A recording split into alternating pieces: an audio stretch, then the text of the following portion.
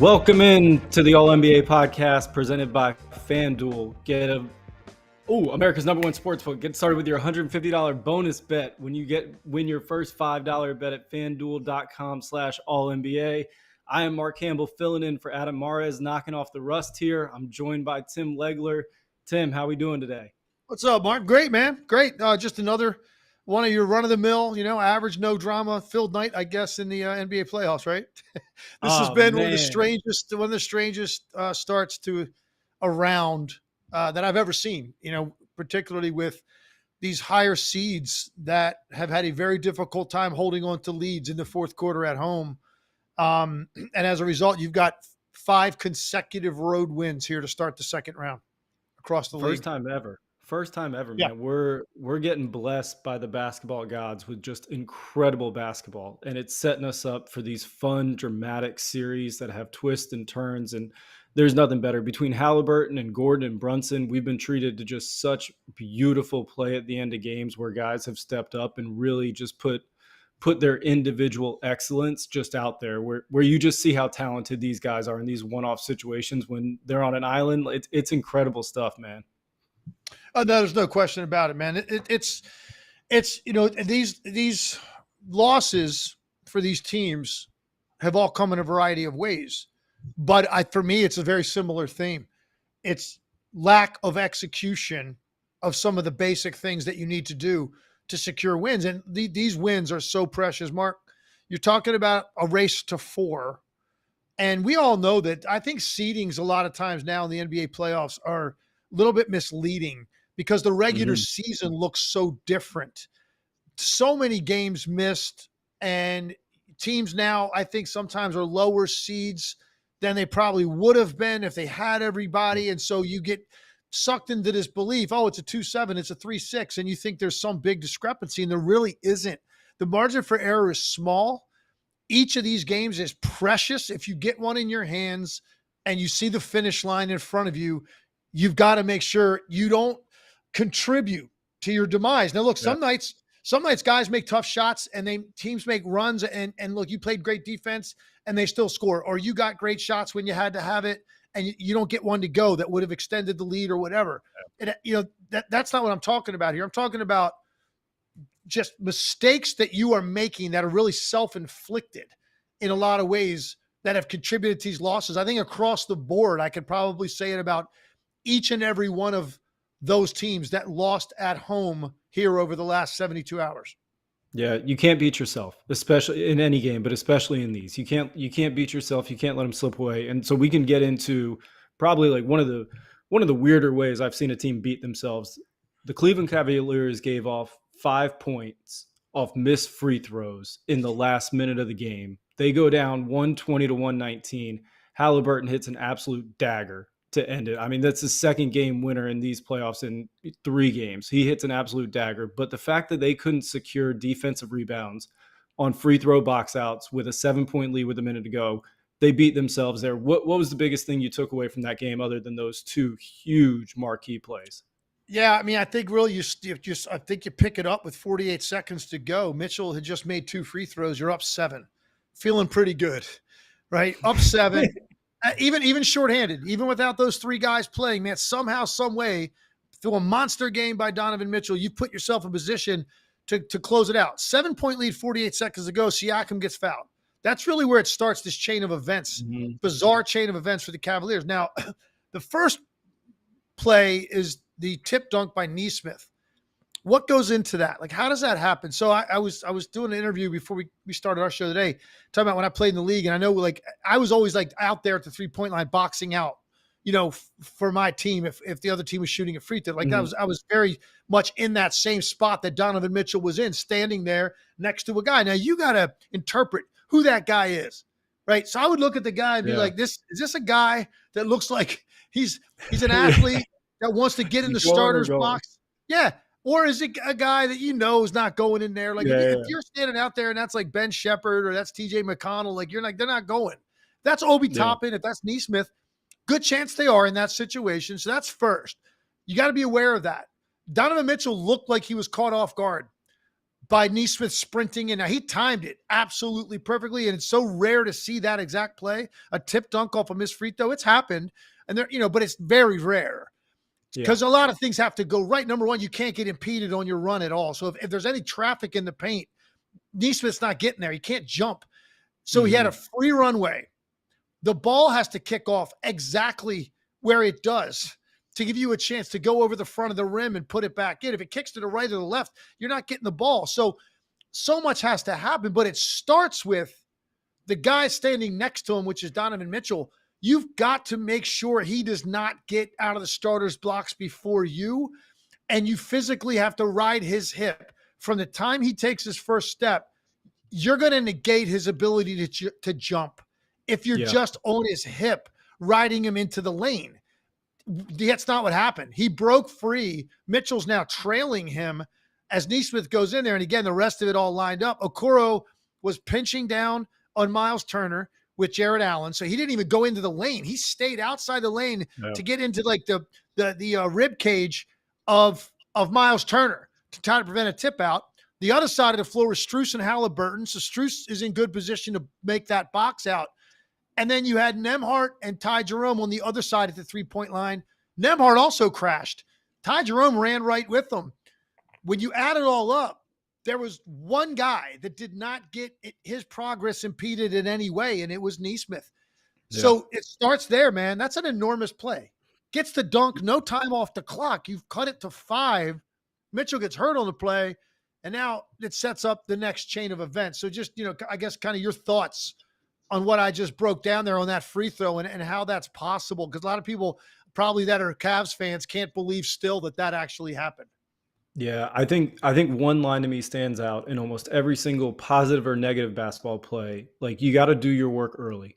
And if Mitchell does his work early, like it doesn't have to be a box out, it doesn't have to be anything crazy. If he just pushes him off the line, if he hits him Yeah. first, if he does his Yeah. work early, everything goes differently. And no telling how it goes. Like it could still end up as a tip in or something, but it's not going to be Neesmith if he does his work early. So like that to me always comes back to any of these situations, like whether it's good or bad, shooting the ball, shot prep, footwork, boxing out, like setting up a screening action. If you do the work early, you're going to be in a better position than if you don't. And to me, that we were talking about earlier at the beginning of the show, those are the small details, the things that separate wins and losses, those small details of every single player on that box out doing their job and doing their work early. That's the difference of you nip the game in the butt right there because you're going down, you're shooting free throws. Maybe it's Mitchell, maybe it's Strus, somebody like that. Like you're making free throws and you're having to extend it, but they're playing from further behind. So to me, it just comes down to that stuff. And like when you're playing, and Mitchell was phenomenal, but when you're playing at these stakes and your back's against the wall, like they had to get that one because now Indy can get 2 out of 3 at home and win the series at some point. Like they've put themselves in a terrible hole here with guys out. And it's just those simple, small details that make it happen. The other one was a little bit different, and Mitchell kind of was involved in that one too, because he's crashing down and Haliburton, they get another crazy bounce off a free throw. But when you saw it come back to Haliburton and you're watching it in real time, what was the first thought that ran through your head? Well, the first thing was, I can't believe they got another offensive rebound on a free throw. I mean, because, those two plays are fairly close to each other. They're enormous plays in the game. So that's the first thing. Like, my goodness, how does Haliburton get the ball?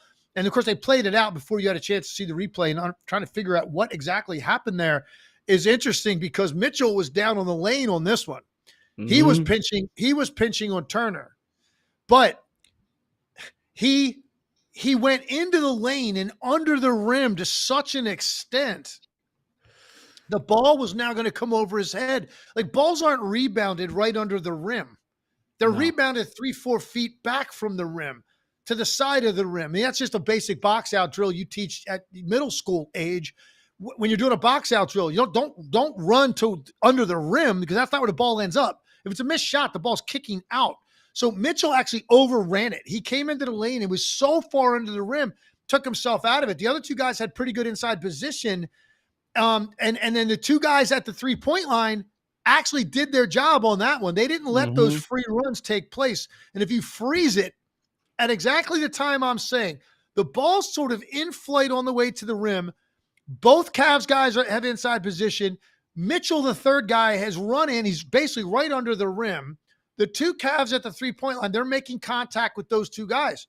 Well, there's one guy left, and it's Haliburton. Now, he doesn't get the ball unless Turner tips it out. And the reason he was able to do that, Jared Allen had his hands down and back, trying to sort of pin Miles Turner in place on his back because he's probably thinking, I'm long enough and the ball's not going to kick over my head. It doesn't usually do that on a missed free throw. And so he was trying to make sure I'm going to get Miles Turner here. I've got him secured. But because his hands were down, Turner's hand beat him to the ball and he tipped it out. And because everybody else was engaged with someone except Mitchell, who was under the rim, Haliburton's all by himself. So he just jumps up, grabs it. And of course, now you got to scramble. And then the rest is just a dude with a tremendous amount of skill and nerve to go to that shot in that moment. And he knew he could get that off against Ty Jerome. Yeah. So you know what I mean? He knew that Ty Jerome was not going to be athletic enough to really get off the floor and contest that shot. You know who you're playing against. Yeah. If that's a different caliber athlete or a guy a little bit longer, he's not taking that shot. Probably he's going to try to probably get the two, go to the hole, tie the game, or get fouled. He knew he was comfortable. It's one of his favorite shots, and he was being guarded by a guy that he was very confident he could get it off.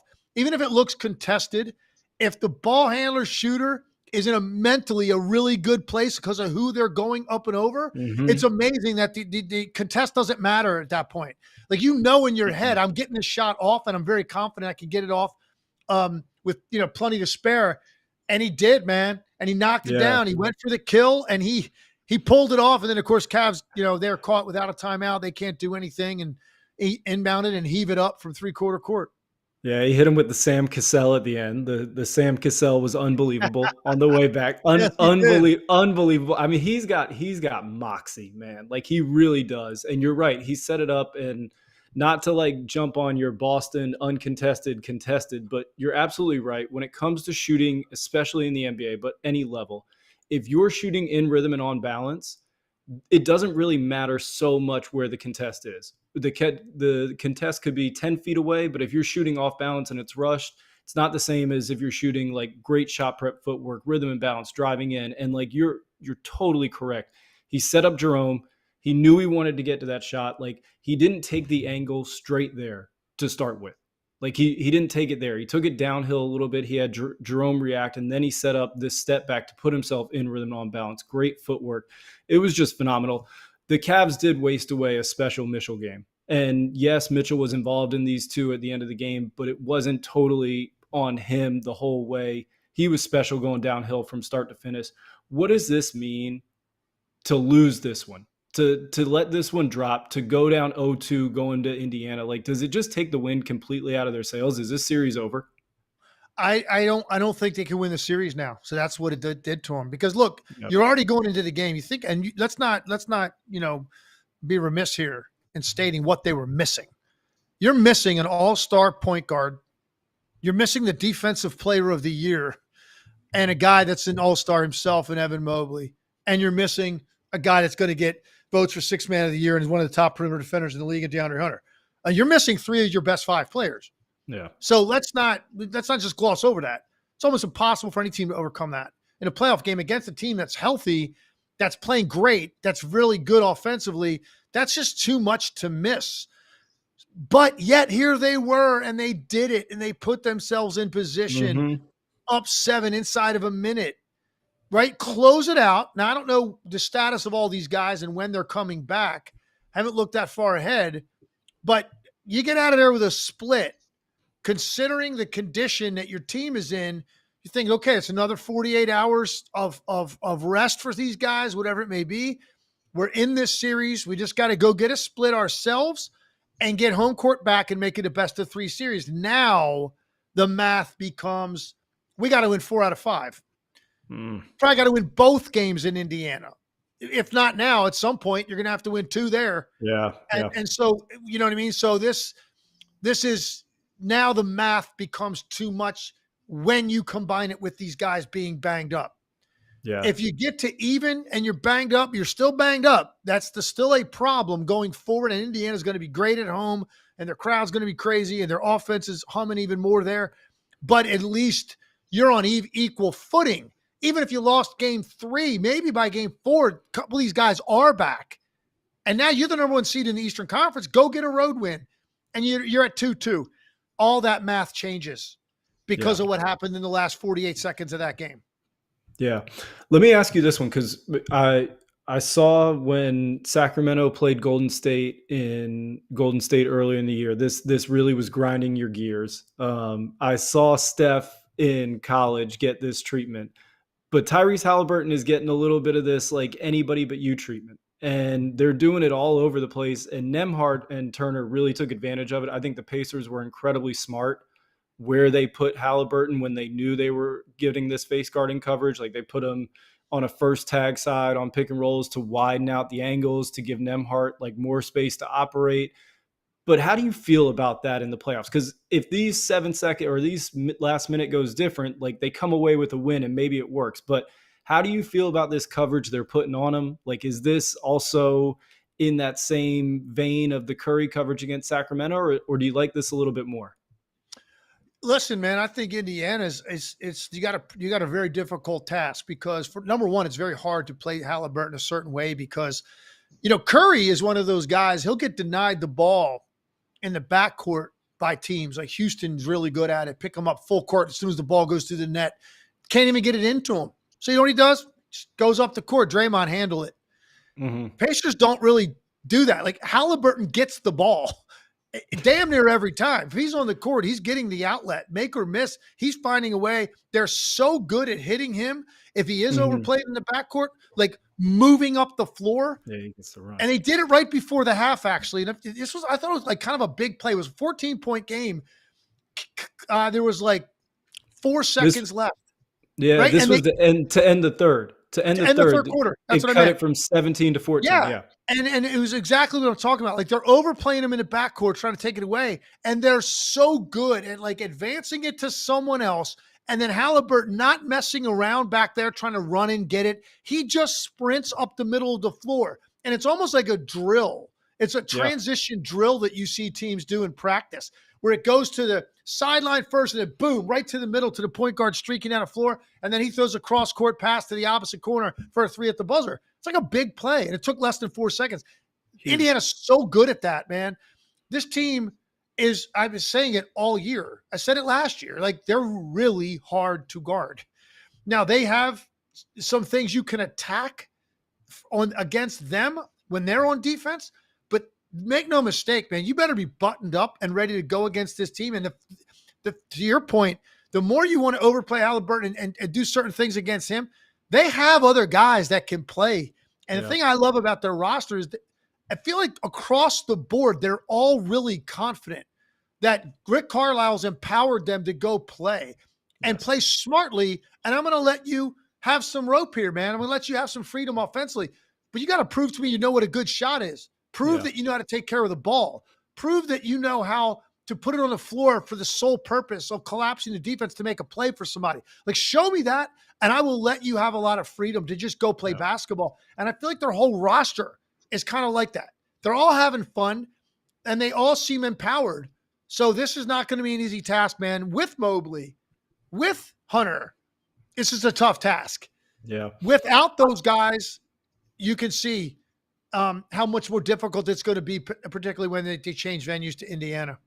Yeah, I thought that shot, the play that we're talking about, like you're absolutely right. That's drill 101, press break, you're getting denied. That means you're wide open going down. Like to do that just in real time, that's instinctual for them. Habits turn into instincts for them. They're so smart. I love their collective intelligence, the way they play. And I thought that stretch was actually probably one of the biggest stretch besides the last minute of the game. The beginning of the fourth, when Indiana went starters versus Cleveland's bench, and it was a 17-point lead with those 4 seconds left. They get the three, they bludgeon them early to start, and all of a sudden, with 9.5 minutes left, it's an 8-point game. And now everything's been turned upside down on its head. And I think Rick Carlisle went starters when Mitchell was on the bench, and it was Dean Wade, and you got a good stuff from Merrill and Strus this game, but like those guys got overrun in that 3 minute stretch, and it changed everything. Where now there was game pressure involved. There were a lot of thoughts being had. A little bit of doubt creeps in. You know, when you're playing with that lead for so long, you're in this nice comfort zone, and then all of a sudden that game pressure starts sitting on you a little bit, and that other team's been playing with a different level of like edge to them the whole time, and you saw it start to mount on Cleveland. It looked like they were going to get out of it, but they couldn't get out of their own way there. And there's something about that stretch that I'll look back on this game, and Yep. that stretch will be the one that really decided, like, oh man, this one's going to be a barn burner till the end. Yeah, and I liked your point because when I watch games and like, and I'll go on post game sometimes, like I'm going on tonight after this doubleheader on Van Pelt, and I'll be doing my post game breakdown. And one of the things I typically like to look for is exactly what you're talking about. A stretch in the game that's hell might not even make the highlight, but instinctively that set up a team's ability to win it later. Yeah. Stay within arm's reach mid third quarter, whatever, close the first half, like down 16 and you get it to 10 by halftime. Yeah. Like those are so important. Those other little stretches. So you're right. That was very important at the beginning of the fourth. I want to talk about one other thing though, that I've seen now crop up a number of times in the postseason, and two specific examples, I think cost teams games. And Hit it's me with it. inbounding I'm the ball, excited. sideline out of bounds. So think about the other game that I'm talking about, because you saw it last night with Strus, and I got it frozen on my iPad here. He's got the ball. The official's got his arm extended. He's got 3 fingers out. So he goes 1, 2, 3. So we're at 3 count. Mm-hmm. And he's looking dead down at the lane. And you've got Ty Jerome and Donovan Mitchell basically could hold hands. That's how close they are together. They're the only 2 guys down there. And the 2 defenders, which are Neesmith and Nembhard, are on the outsides of those guys. So they're actually pinching them toward each other. Yeah. So there's literally nowhere to go with the ball. Now, look, that doesn't mean if you're Strus, you just throw it and hope, because that's kind of felt like that's what he did. Mm-hmm. Once Mitchell cleared out, he thought he could just throw it to Jerome, who's bigger than Nembhard. And he's got a little bit sort of semi-sealed, and I'm just going to throw it up there and hope that he gets it. And Nembhard, way quicker. He dances around and comes up with the steal. Do you remember the other game where inbounding the ball in a similar area of the floor cost him a game? LA and Minnesota. The Lakers, man. And that play, I talked about it the next day, and maybe even that night. They wanted to get it to Luka, but he was like the third guy to break. So my philosophy on inbounds in that situation, know who you want to get it to. Like if you're the coach, you're the team, whatever. Yeah. This is who I want to end up with the ball. I think the first action has to go for that guy. And then you have plan B, plan C. You have counters, right? The next action, the screener, peel back to the ball. Third action, the quickest guy left, sprinting toward the ball. But if I want it to go to Luka, I'm not running this other decoy action first because it took forever to develop. And then, of course, LeBron throws the ball to the wrong hand. Luka's got his left hand extended. The defender, McDaniels, is coming around the right side of his body. It's exactly where LeBron throws the ball. Right at half court, steal it, go the other way. And then, of course, they foul Anthony Edwards, and the rest is history. And they go home. So it's basics, man. It's basics. Yeah. And I'm not criticizing necessarily the coaches, because some of this is players casually going toward the ball and taking for granted that they're going to get it in. And when you start to see teams up the pressure on these type of plays in the postseason, because they all concede these in a regular season. Go ahead, catch it, man. It's not worth it. 82 games. Get to the playoffs. All of these plays are contested. These are 50-50 plays on these basic inbounds, and it cost them a game because it wasn't a great construct, and they didn't really bust it to the. And look, Atkinson felt like these guys got held. They probably did a little bit, but guess what? That's wrestling in the playoffs, man. Yeah. You are wrestling to break free to the ball in these situations, and rarely are you going to get called for it. When you got a hip or you got a guy, a little bit around his waist, that's very common on out of bounds breaking to the ball. So you got to be really tight with your screen, knowing where you want to go with it first. And then there are one or two counters after that. And if you got a smart inbounder, it's like almost like a quarterback making your progressions, right? That's exactly what it is. But your first option should always be who you want to catch it. Because it could take 3 seconds to develop. And now what? Now what do I do? So I just felt like they took it for granted. It really cost them, because that's the situation. They're up 3 with 27 seconds left in the game. You get it in, they're going to foul you. Probably go up 5, if not 4. 2-possession game with 27 seconds, very good chance they're going to win the game. Yeah. To me, that's set up the end of the game, not getting the ball in bounds right there.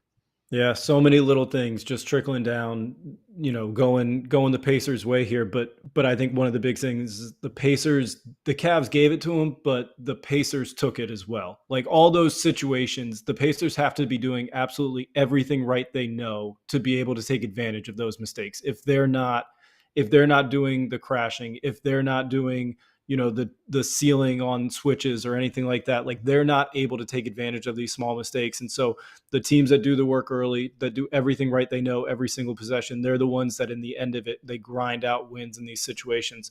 Anything else taken away from this one? Or I just, I don't know, man, how you recover from this, I guess, for the Cavs. And what a year they had. I mean, they had such a great year. They got their coach of the year. And they had a good year last year, and the guy still won coach of the year because that's how much better they were this year.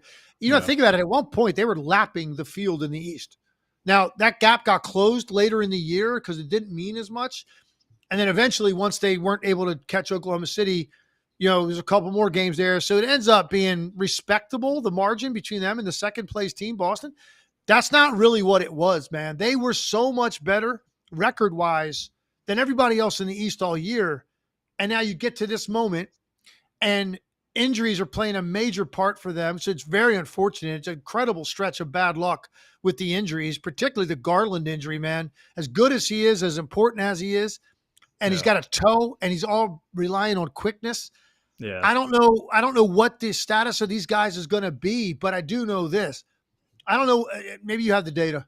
Do you have any idea how many teams have home court advantage, lose the first 2 games, and win the series? I can't imagine it's a lot. What percentage of the time does that happen? I mean, it's one. Yeah, teams overcome that. It's very hard to overcome both, because now you've got 5 games left at max. 3 of those are on the road. And so for Indiana now, obviously they're in control. Key, they don't give it back in game 3 to put a lot of pressure on it, because by game 4, you're going to get some of these guys back. So they need to win game 3. Yeah, they got to throw it all. Insurmountable deficit for the Cavaliers. And I kind of feel like the way this played out that last minute, man, I still see fans like just the cameras angles of that game going around the crowd as that was happening.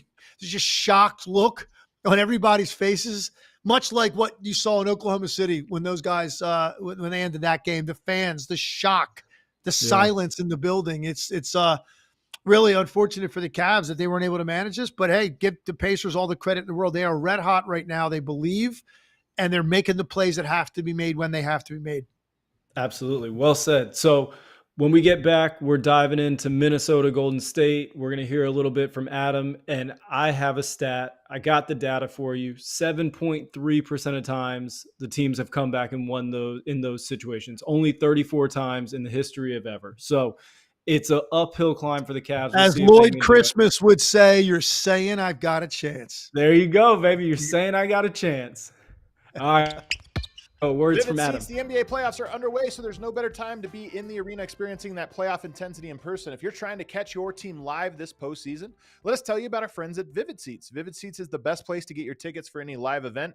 They have the best selection of games and seats, and every purchase is backed by their 100% buyer guarantee. Plus, Vivid Seats is the only ticket marketplace that rewards you for every purchase. So download the Vivid Seats app and start earning rewards towards free tickets.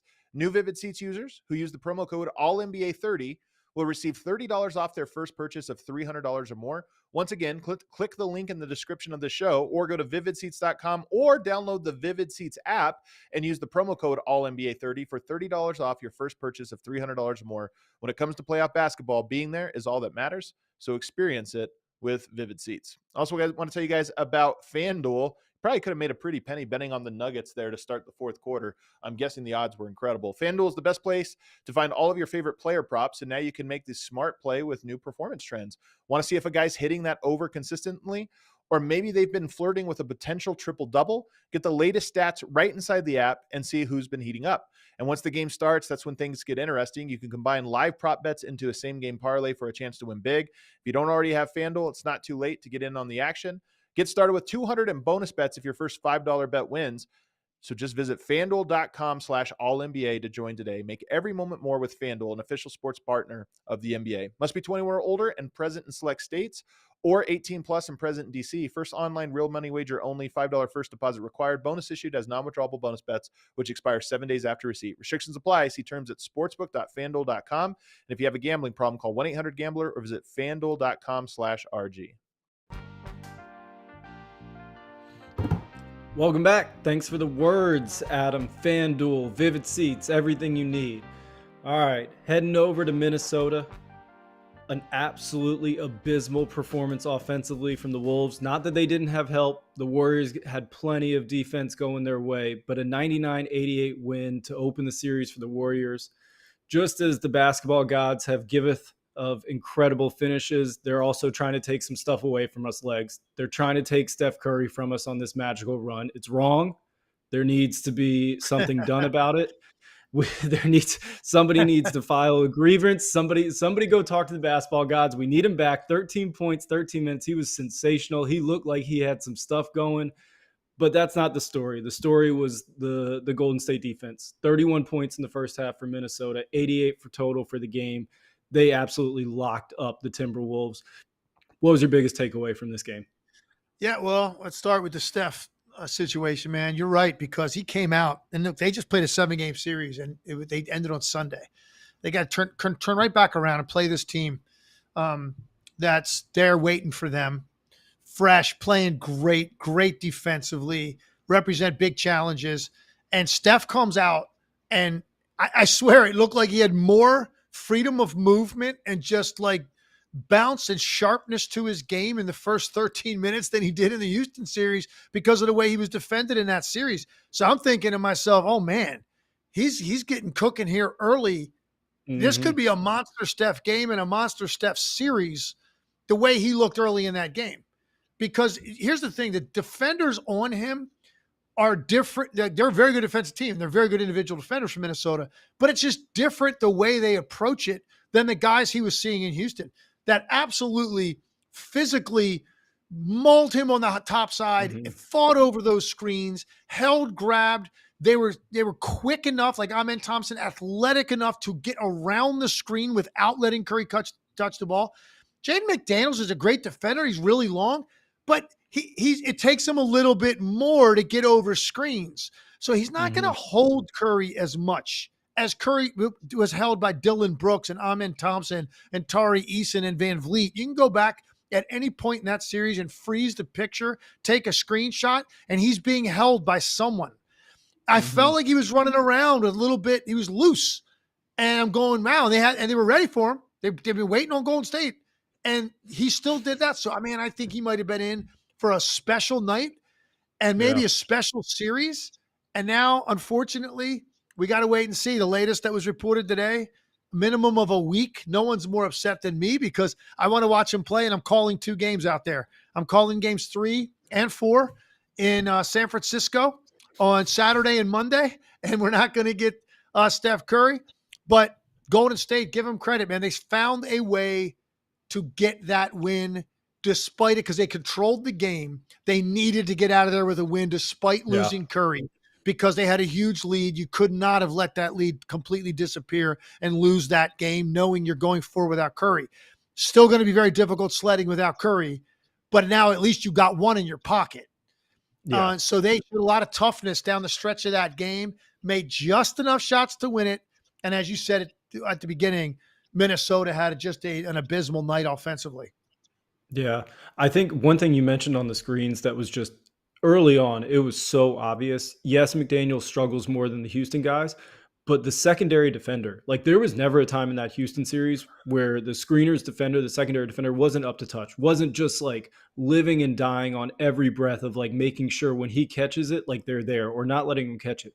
I mean, he's curling off pin downs. Like he's got the space to curl Rudy's back. I mean, it was going to be a terrible situation trying to proposition what Rudy was going to do on the court, whether he was going to be able to survive in these off ball actions, whether he's going to be able to, if Steph was going to just pray and miss shots, if that was going to be the strategy.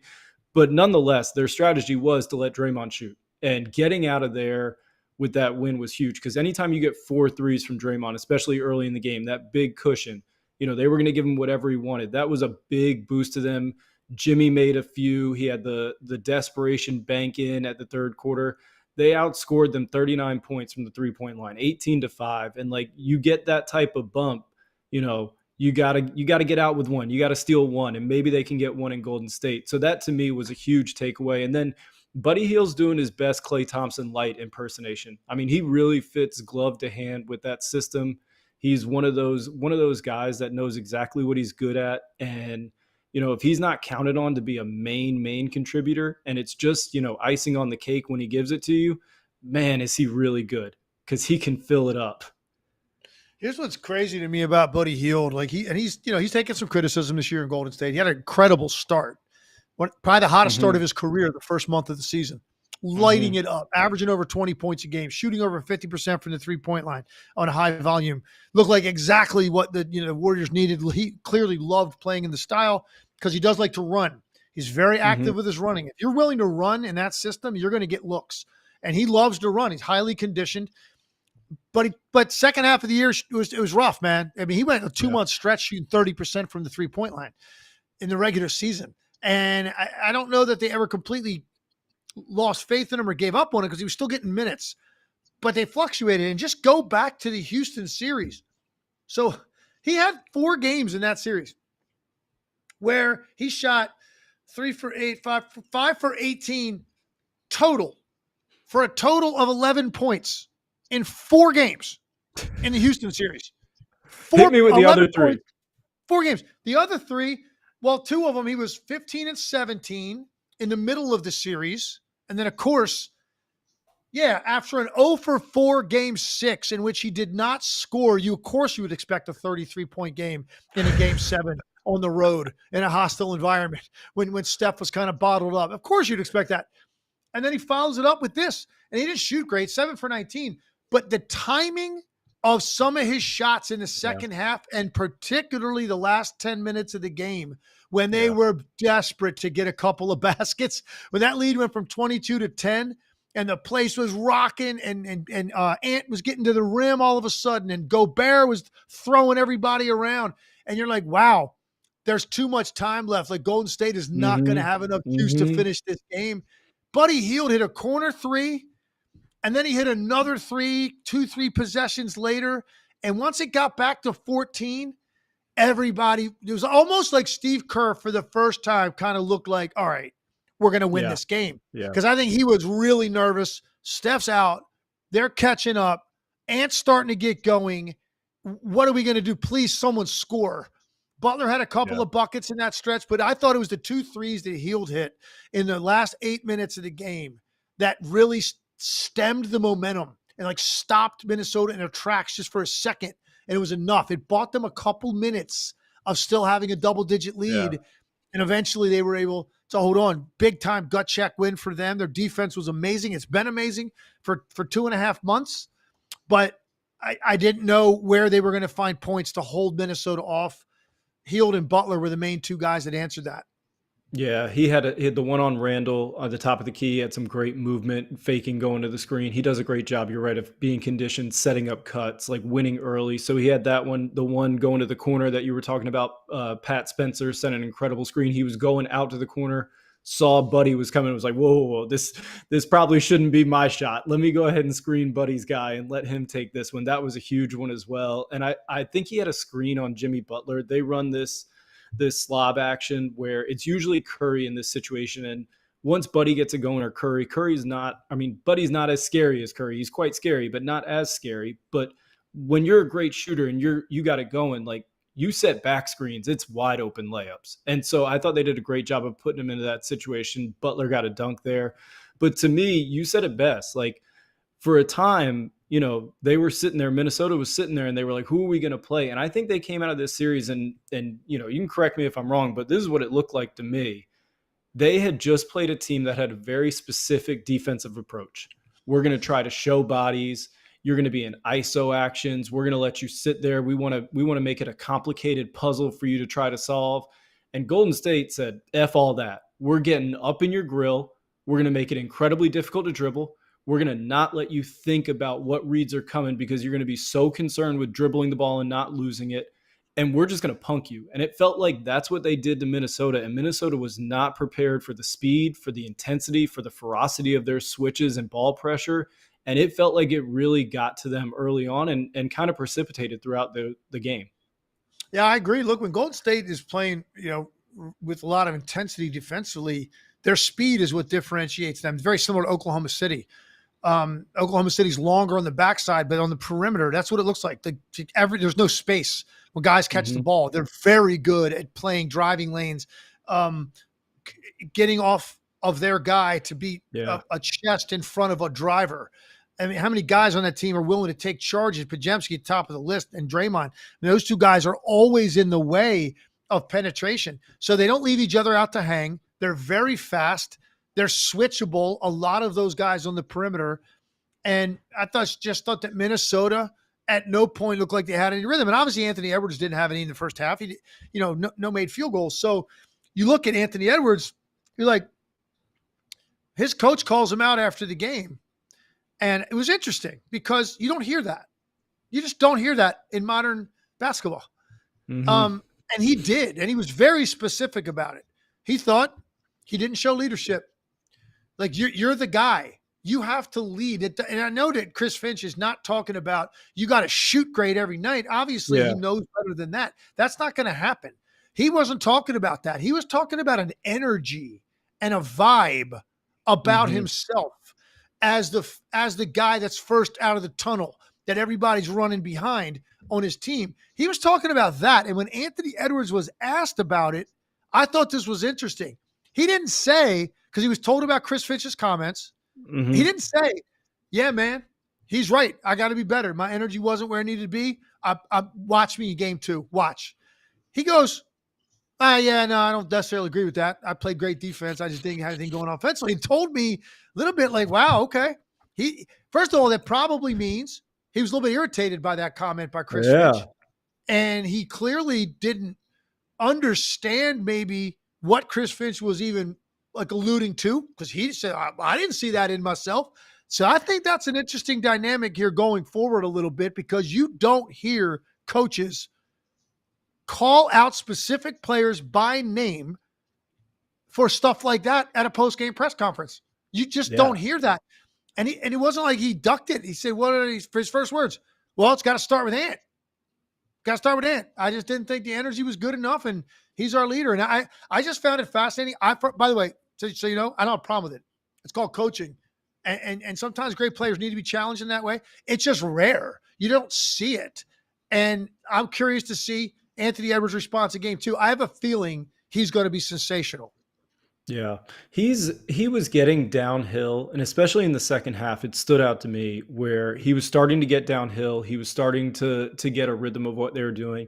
To me, his next step, and the step that puts him just completely over the top, is really understanding, like, when he's seeing early help, going and making the directional change that puts him in position to make the next simple pass, and not trying to make the directional change that puts him in position to make an off-balance attempt at a layup. And last night, it was just painfully obvious, like, he hasn't made that step. There was one where he tried in the third quarter and missed it on the ground, leads to a Gary Payton 3 in the corner. Same thing again, tries, leads to a Buddy Hield 3 transition in the other corner. And then you have these moments where, he misses a lob to Rudy with like 6 minutes left, trying to make a floater on when Looney helps up the lane. And then you have these moments where he goes ahead and, Looney comes to the ball. He moves it to the advantage of Randall on the other side. Randall presses the advantage, or Naz Reid presses the advantage, getting in the lane to DiVincenzo in the corner, finds its way back to Edwards, open rhythm and balance 3 shot. And to me, like, his maturation in not just turnovers, but making the simple read when it's early help and the situation calls for it, and understanding that's like the play that puts us as a team on a different level and makes me even scarier as a player. That's the thing that's either going to like take him where he can get to the mountaintop or keep him from getting there, in my opinion. Yeah, look, I love Anthony Edwards, so much about him. I love the look in his eye.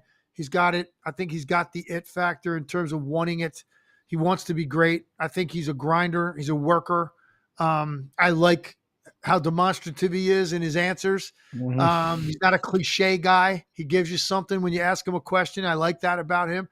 I think he's going to be harder on himself probably than anybody else. So even though Chris Finch mentioned him by name, I think Anthony Edwards already probably knew in his mind that was nowhere near the level he wanted to play at in that, to start that series. And he'll be much better tonight. What the big question for me going forward without Curry is what's their offense look like at the beginning of the game? Because look at how much they got done before he left the game, and in large part to him. Draymond Green gets all those looks because of Steph Curry. Yeah, he knocked 100%. out 4 threes in the beginning of the game. A very rare situation for Draymond Green to knock down 4 threes that early in a game, because Curry is creating so much attention on himself. The flow was great, man, and they were playing great. He goes out. Now, by that point, Draymond Green's already had success. Draymond Green's 0 for 4 at the time Curry goes out. It hasn't scratched the board yet. And now you're asking him to go make shots like that are really going to matter. Like, that's going to be harder. He was already loose.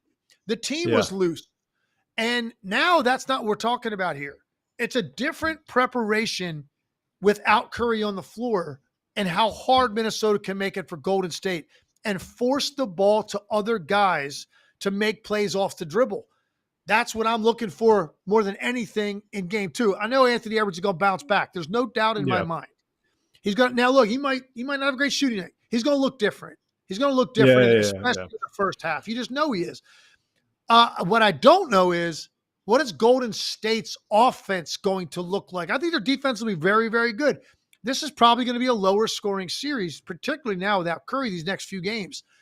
What is their offense going to look like against a very good Timberwolves defense without all of the chaos that Steph Curry creates with his movement and the mistakes he creates with communication, just because you have to know where he is, who's jumping out next, communicate switches, hedges, all of that stuff.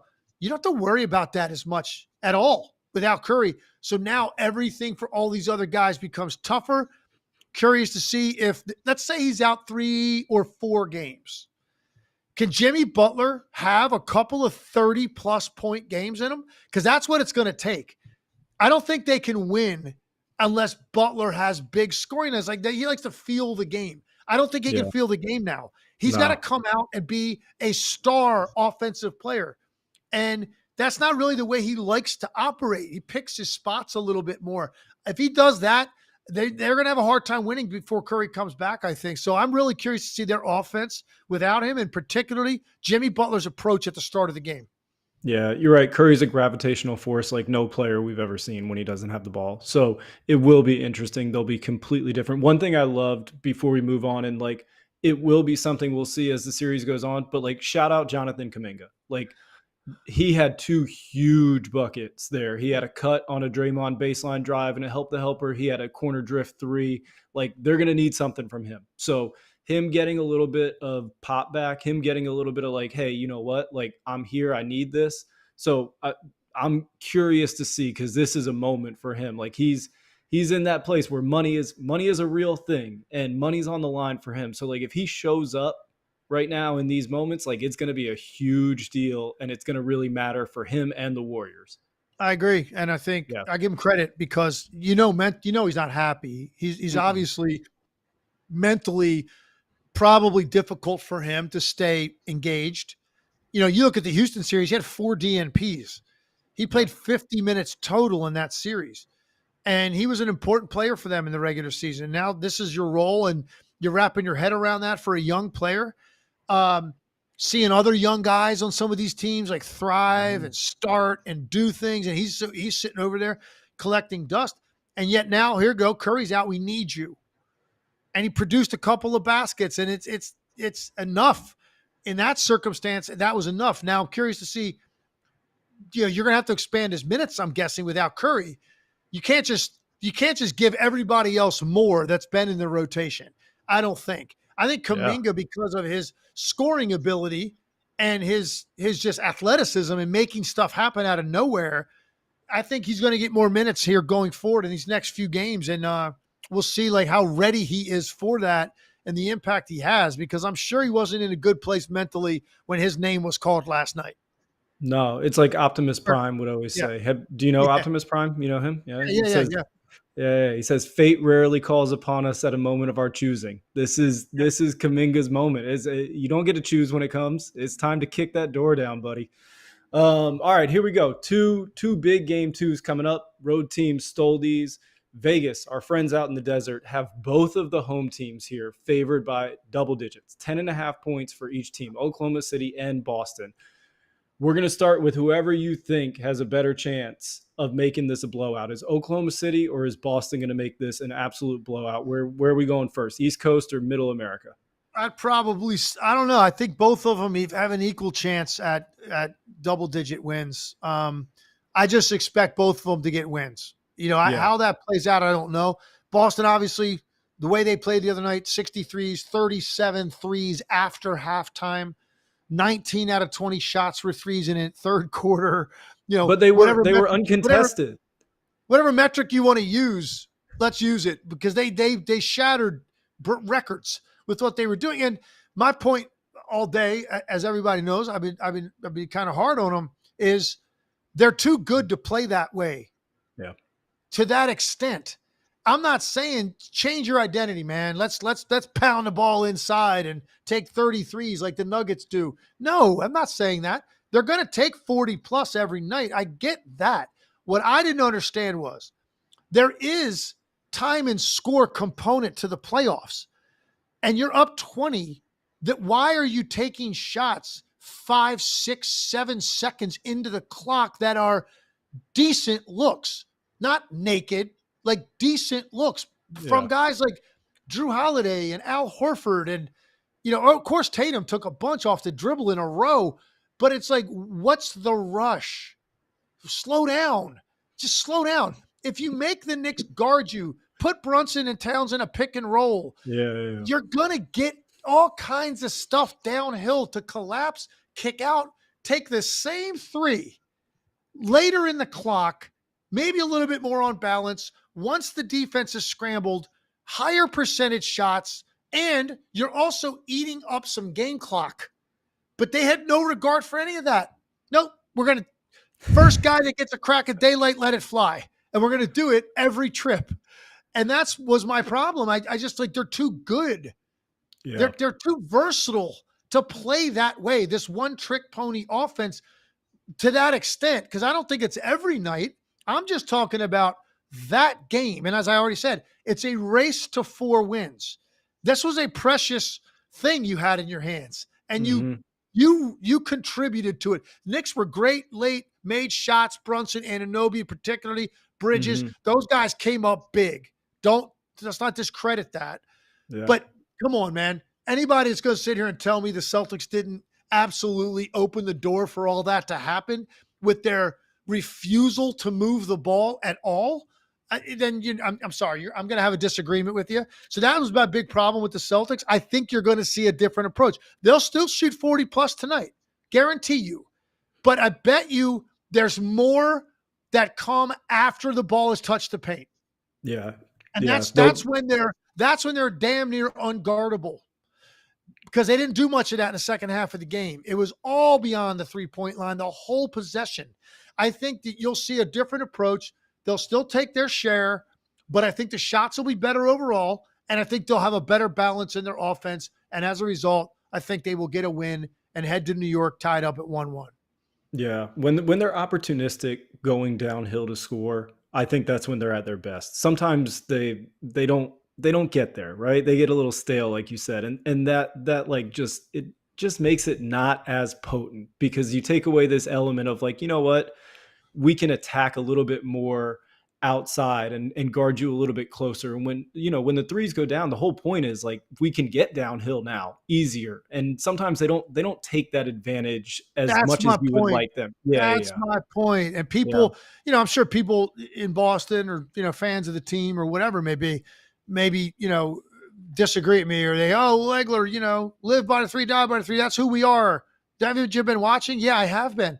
I'm not saying change your identity as a team. It's a big part of who you are. You've won a championship with that identity. And you broke a record this year for threes, so you're shooting them even a higher rate than the championship team. My point is it comes off almost monotonously lazy. You're better than that. That's my point. I'm challenging them because I think when they play a certain way and the ball gets down into the paint first Yeah. off dribble penetration, I think that's when they can become literally unstoppable. Yeah. As the ball comes out and they shoot that same shot, and then just more drives that finish in free throws, more plays where you get Jason Tatum gets to a 15-footer or Jaylen Brown as opposed to a 26-footer. That's all I'm saying. You made it easier to be guarded if you're the Celtics. That's what I'm saying, not change up completely. Of course, I know better than that. But what I saw the other night was what they normally do on creatine. Okay. They were on steroids. Like, we're going to break the record for 3-point attempts. It's like, well, why? Why is that important to you? Why don't you just worry about this lead that's disappearing and have a quality possession next trip without anybody who touches it shooting a three? That's really my big point here. And I'm pretty certain you're going to see a different approach tonight. Yeah, I would bet so. Going to Middle America, Oklahoma City. I mean, Gordon's been incredible. Two unbelievable game winners. Like that was such a cool close to the game. If you're not an Oklahoma City fan, if you're just a basketball fan, it was an unbelievable close to a game. They have a defense just like Golden State's that hits hard, and it felt like Jokic is a puzzle that as the games go on, as the minutes, the quarters they tick away, like he just starts to get a little bit more information, and he's figuring out things as he goes. And you felt him get a little bit more comfortable, and the Nuggets get a little more comfortable. What do you expect to see out of Oklahoma City this game? Because they have to hit back, and you would assume they're going to have a little bit of force behind them tonight. There's no question about it. Particularly, I think the physicality on Jokic. And that means wings pinching on him a little bit more on the glass. You're going to see more people in his lap, I think. He really manhandled Holmgren and Hartenstein, I thought, for the most part in this game. So I think Oklahoma City was the best team I saw this year when they played their best. And it's because mainly their defense is so fast, so committed to each other, great rim protection on the back end, ball pressure all over the floor, even from their best player. So I would watch them sometimes just like, man, I can't imagine like how hard it must be to operate your offense against that kind of speed and ball pressure. I didn't feel that in that game the other night. You're going to feel that, I think, tonight. Even watching on television, you're going to kind of see that jumping through the screen, a frenetic desperation out of OKC that they probably didn't have as much of what they needed in game one. Now, remember, they had a long break before game one of the Memphis series. They were up 57 points in the third quarter. I don't think they thought they were going to do that to Denver, but they were in a similar situation. Ton of rest, sitting there waiting. And in this case, they needed more. They needed to be sharper against a team with a superstar, all-time great player, and a team that was feeling really good about their chances offensively and in rhythm. I don't know that Oklahoma City had the desperation that they normally play with and that they will play with tonight. Let me ask you, because does Jokic kind of negate, because I've been digging into the Thunder's defense a ton lately. Does Jokic really negate the things that are their strengths? Because when I watch them, especially defensively, they're so good at being in the gaps. They're so good at stunting and then getting back to drives, being in those places early. They're really good at turning scorers into passers. And one of the things that helps them so much is they can put these small lineups on the court with one big and put Caruso on Jaren Jackson or Jalen Williams on Jaren Jackson and have this roamer effect on the back end. But does Jokic kind of negate all those things? Because all the things he can really do are the things that their defense, as aggressive as it is, you don't really want to sell out because you don't want to bring that second side rotation on a pick and roll when he pops and let him be able to pick you apart on the backside. Like he pops to shoot. Like, is he kind of like the worst problem that they could see? And granted, he's the worst problem that any defense could see right now in the league, but is he particularly the worst problem that they could see way more so than a really talented guard? One of the things that he does that it counters what they rely on. Typically, when they play a team in the regular season or even against Memphis, they're anticipating and expecting you as a ball handler with all the pressure you're under out on the perimeter to put your head down and go and try to get by that guy fast, like downhill into the lane. And that is when the Alex Carusos and the Isaiah Joes and the Kaysen Wiggins and Kaysen Wallace and the Aaron Wiggins of the world are jumping into that driving lane. You're running them over. You're trying to make a pass on the fly out to the 3-point line that you turn over. Or even if you complete the pass, they're so quick at flying out to the shooter. Jokic isn't playing that way. Jokic is playing under control and slower. And so they're like waiting. They're like there and they're like ready to go. Should we go? Should we go? But he's like not beating anyone because that's not how he plays. He's going to work you methodically. And so now it's more indecision what they're supposed to do. And listen, Mark Daigneault's one of the smartest guys in this league. And they have a great defensive team. It's not an overstatement.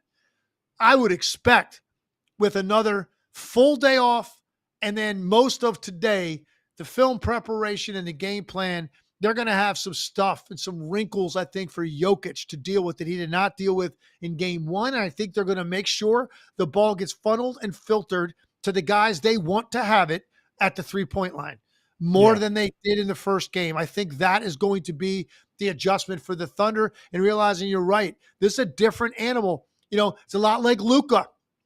Like Luka had his way with them. Why? Because he's not blowing by anyone to where now you know exactly when that help's supposed to go. And most of the time, those guys are trying to get to the rim. They're running people over, they're turning the ball over, taking bad shots.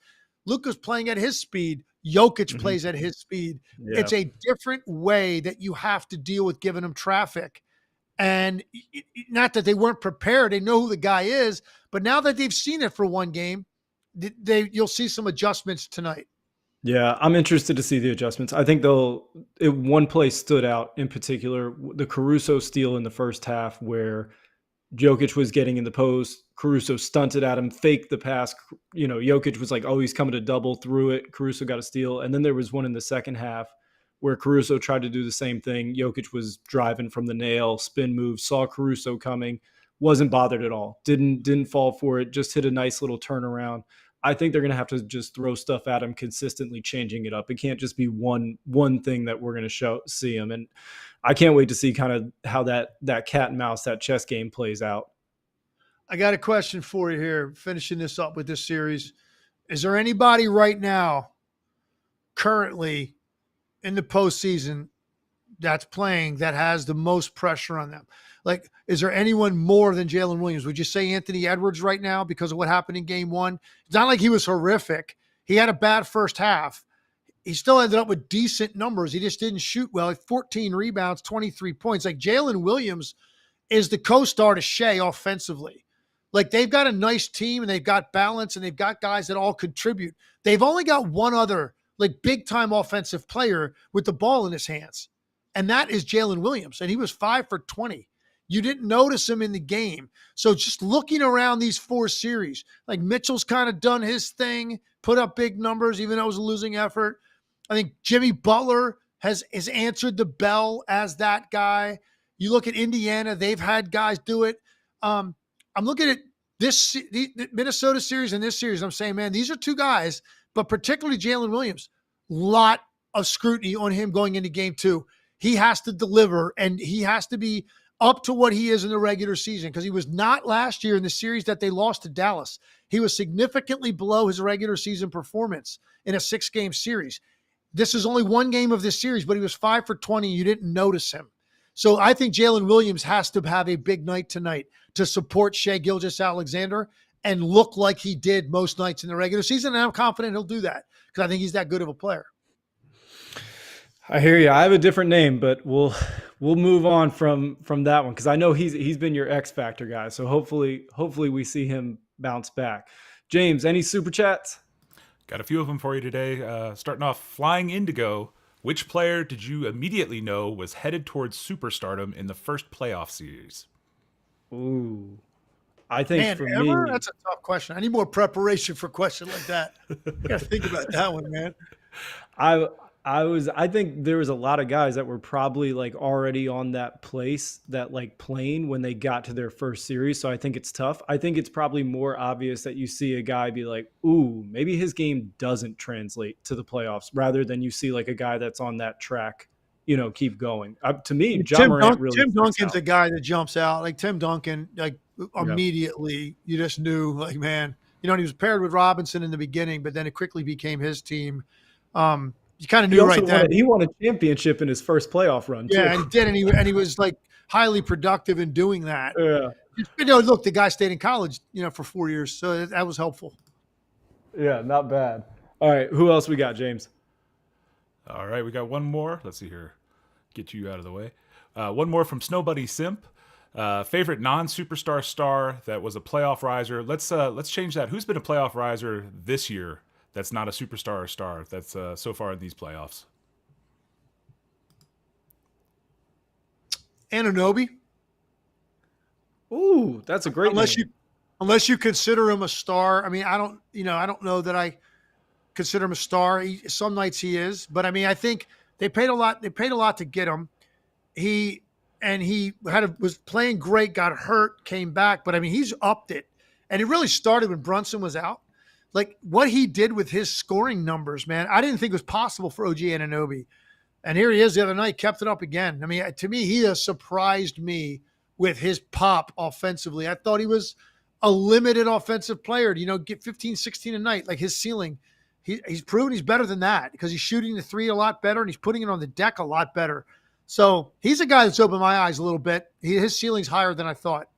Yeah, to me, it's always Andrew Nembhard. I feel like, he's one of those guys. Like I wouldn't put him in the superstar category, but in terms of playoff risers, I feel like he's that linchpin, that Swiss Army knife that really unlocks so much that they do because he can play on the ball to let Hallie get off of it. He can play off the ball. He's able to go take the toughest defensive assignment for a ball handler and kind of let Haliburton get off that thing. And I think like his intelligence, his ability to shapeshift into whatever they need, whether Haliburton's on the floor or off, it's one of those things that I think elevates them in terms of a playoff caliber team and why they're so difficult to defend. They can put all these things, like you were talking about, their intelligence. He amps that collective intelligence that the group has. And he's one of those guys that he'll look really good in a regular season game. He'll also have regular season games that are like, oh, he was okay if you don't really like watch and see the little things he does. But when it comes to the playoffs and you're playing the same team over and over, he's one of those guys that's a differentiator in terms of wins and losses and what that team's capable of doing. I want to say one more name before we get off, and it's not even answering the question because this guy is a superstar. He's a first ballot Hall of Famer. He's a former MVP, and I just want to give him a shout out because when he joined this team, I was very skeptical of what his impact was going to be, particularly by the way he looked with the Lakers. And the way that Denver plays offensively, and I'm picturing Russell Westbrook kind of just out there floating around on offense. How good has Russell Westbrook been for the Denver Nuggets and what he has brought because they value him for what they needed, which was an edge, a meanness, a toughness, a guy that would literally leave skin on the floor to win a game, vocal in the locker room, vocal on the court, a swagger. Like they needed all of that stuff. And he's been highly productive too. And he fits in with the way they play, which is like a big question mark for me. So he's not an answer to that question. He's not a guy that's suddenly a riser like, oh man, this guy's better than I thought. No, I know who Russell Westbrook is. I just am surprised at the impact he's had on this team. And I think the guy deserves massive, massive pat on the back for what he's doing every night. Because right now they've won a series and they're up 1-0. And I don't think they're surviving the first round without him. and they're not Yeah. winning that game the other night without him. Yeah, I thought his post game quote again after the Clippers series of him, he is who he is. Whether it's going to be great, whether it's going to be bad, like he's going to be himself. And I think Denver, and especially Jokic, because you know this as well, if the best player on the team is like, yeah, we're in for that, be yourself, everybody else falls in line. And Jokic has accepted him for what he is. And Jokic is one of the best players in the world at seeing a player's strength and making that strength stronger than it's been before, and seeing their weakness and helping merge them out of the way for that weakness to be even a bigger one. So I think the Jokic factor has been huge, but Denver has let him be himself, and that's a massive deal when it comes to Russell Westbrook. And I love it, man. I love it. And it's clear that he's connected with Jokic, because one thing Jokic admires, it's the same reason he loves Aaron Gordon. Like, those are the guys you want in a foxhole. Yeah, yeah. And that's Jokic is all about that, man.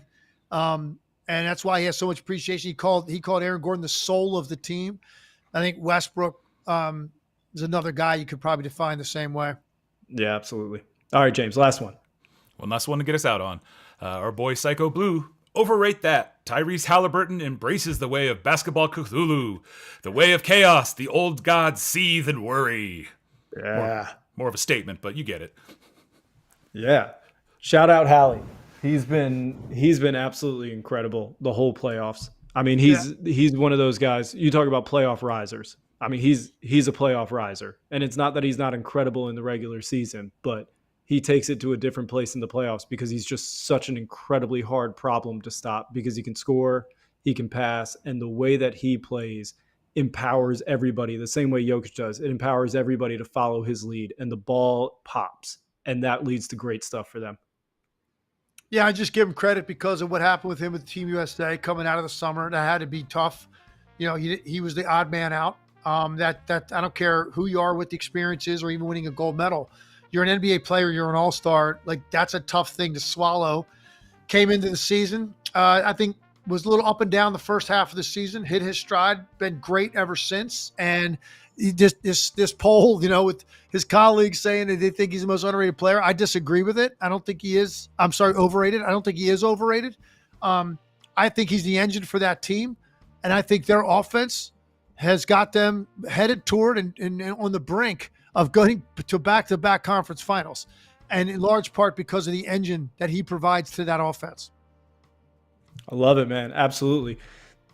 Thanks for joining. Thanks for letting me sit in for Mahrez today. Until next time, I'll see you guys later. Enjoy the games tonight.